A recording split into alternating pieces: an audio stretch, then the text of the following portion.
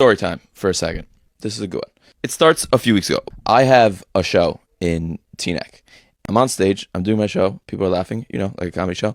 I'm in the middle of a joke, and there's a girl in the front row. The alarm on her phone goes off. And there's a rule in comedy clubs. You ask any comedian that's ever played in any comedy club ever. If you're in the middle of a set and a girl's alarm goes off on her phone, immediately you look at her and say, oh, remember to take your birth control. I don't think it's ever been done at like a Frum show, which is why I thought it'd be funny to try it. So her alarm goes off, and I'm like, oh, take your birth control. There's like a few girls around there being like, oh, like, where'd you get your hat there?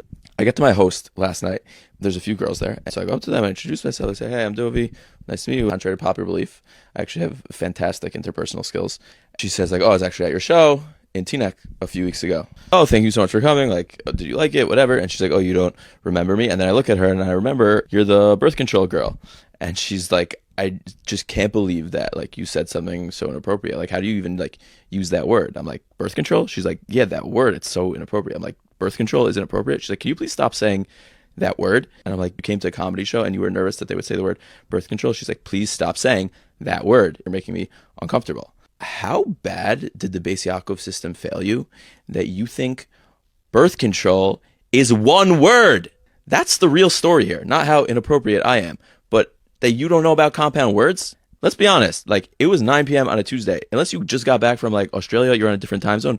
Why is your alarm going off unless it's telling you to take your birth control?